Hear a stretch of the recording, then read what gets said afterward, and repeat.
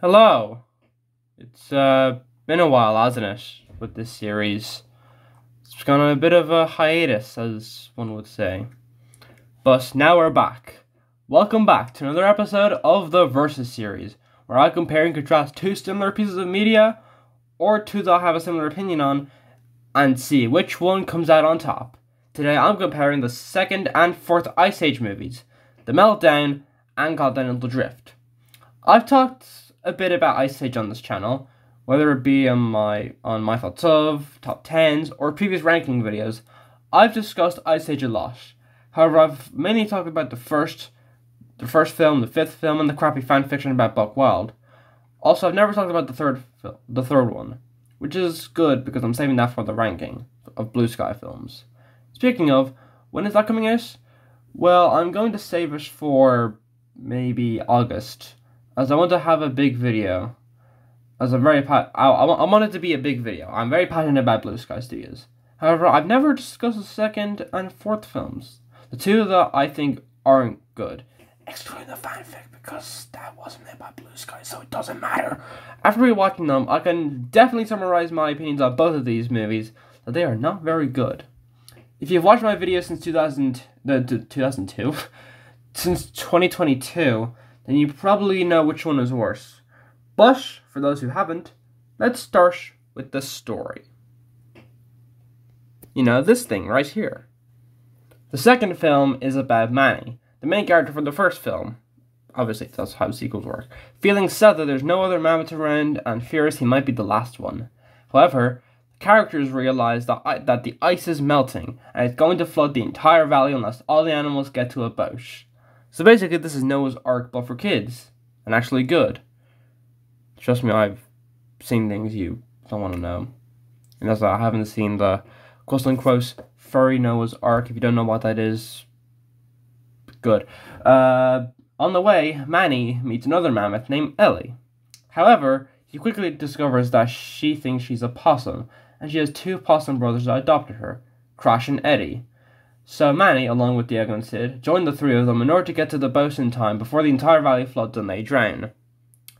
Hopefully, preferably for Crash and Eddie, because they're terrible. Not that they've committed war crimes or anything, I'm just saying that they're really annoying. Save that for later. The fourth film is about Manny trying to keep his daughter safe, but she wants to be a rebel and date this cool mammoth named Drake. I know he's not called that, it's just the name of his voice actor, but I'm still calling him Drake because the character is so forgettable. I'm not wasting my time by researching what his name is.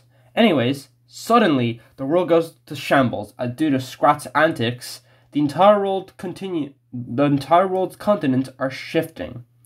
Oops! Silly little Scrat causing the apocalypse. What a silly scamp he is.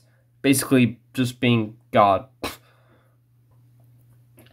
Anyways, Manny, Diego, Sid, and Sid's grandma are now stuck at sea on a small island, on a small ice block island thing.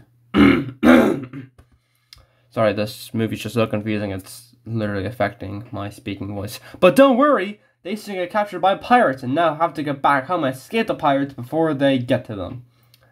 I think from my very sarcastic tone of being overexcited about nothing, you can tell that I really don't like this movie.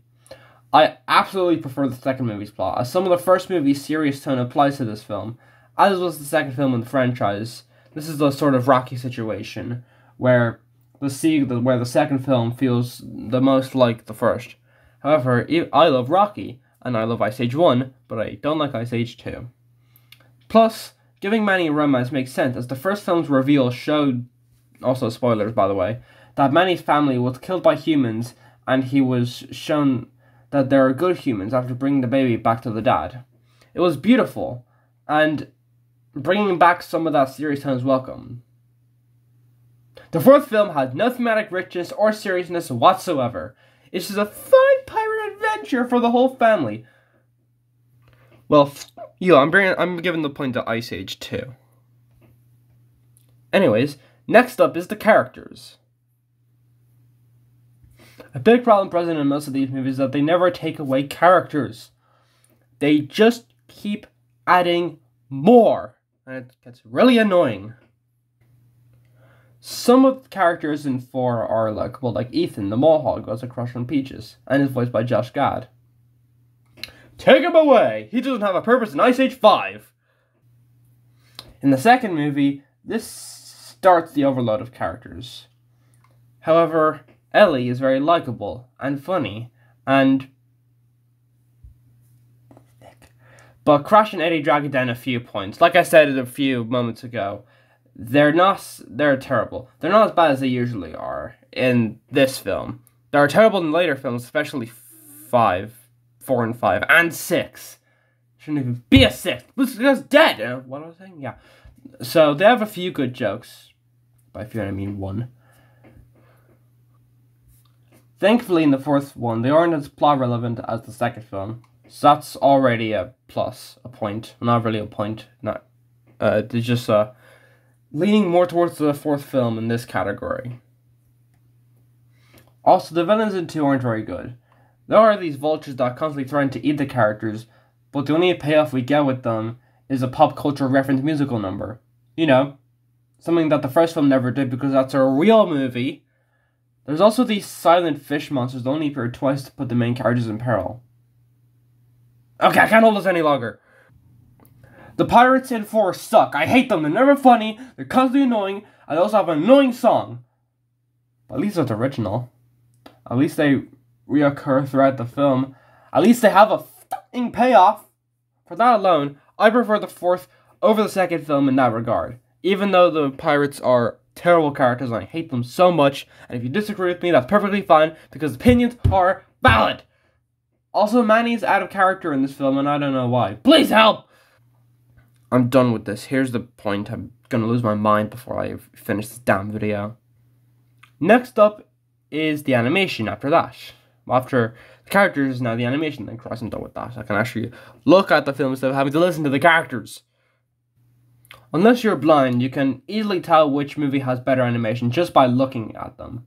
No, just by looking at the poster. No, just by looking at the release date. Actually, movies have come out recently that have horrible animation. Like, did you know that Food Fight came out the same year as Ice Age 4? No, I'm not kidding. So forget release dates. Budget. Look at... Oh, god damn it! Anyway, fourth film gets a point. Now it's time for music. Yay.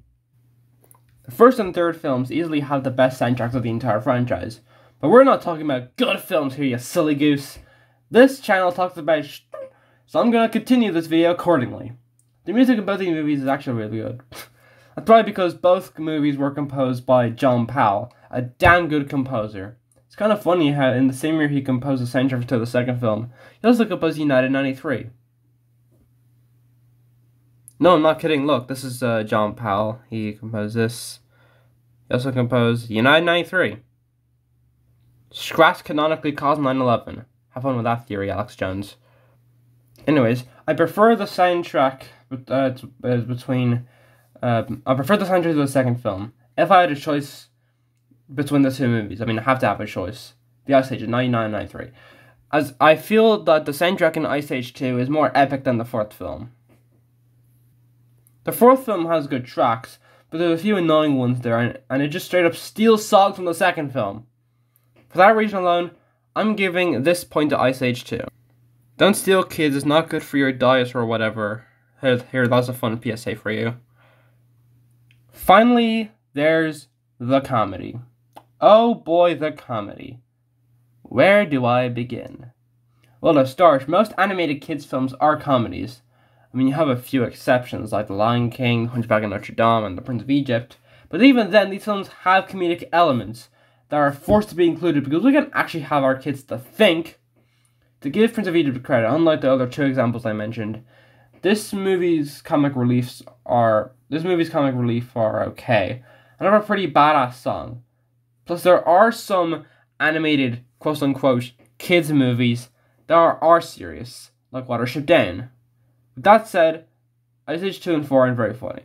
The first film had a perfect balance of light-hearted comedy and heavy-hitting drama that even each other out. Despite this, however, I do think the first film also has its bad comedic moments.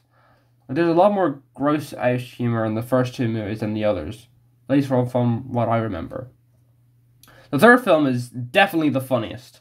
I was crying from laughter at one point. It's easily one of the funniest animated movies I've ever seen.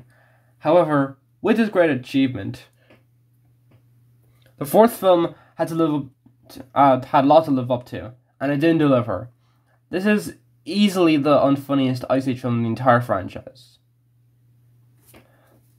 Ice Age 6 never happened. Ice Age 6 never happened. If you believe it didn't happen, it doesn't exist. Just get it out of your mind. Just get it out of your mind! Oh, sorry. I just ignored my I just ignored my moment there. Yeah, so once you take out the first, third, and even the fifth film out of the equation, the other two Ice Age films are very unfunny. There are a few classic moments, like crashing into a tree, or was it Eddie? Who cares? Just let me die. In the second film, or Sid's salty line in the fourth film. Of course, I can't show any of this because if I do, then Disney will be copying my ass faster than they did my video on the final episode of Amphibia. But then they just uncopyrighted it, and now it's back up. Thank you. And of course, how can I forget Scrat? The best character in the franchise and the only character who remains the same throughout all the movies. I say it never happened. Yeah. However, if I had to choose, I have to pick the second film over the fourth in terms of comedy. Mainly because Scrat barely appears in the fourth film. Sid is unfunny, the pirates are annoying, and Crash and Eddie are as unfunny and annoying as they usually are in all these movies. Minus the second film. Actually, no, they're just as bad as the second film, but they're just better because they have one good joke. Like in Ice Age 5, they say hashtag. Yeah, that's funny, say hashtag. Look at all the 5-year-olds laughing in the cinema. Ha! Hilarious! Laughing so damn hard. By laughing, I mean mentally castrating myself.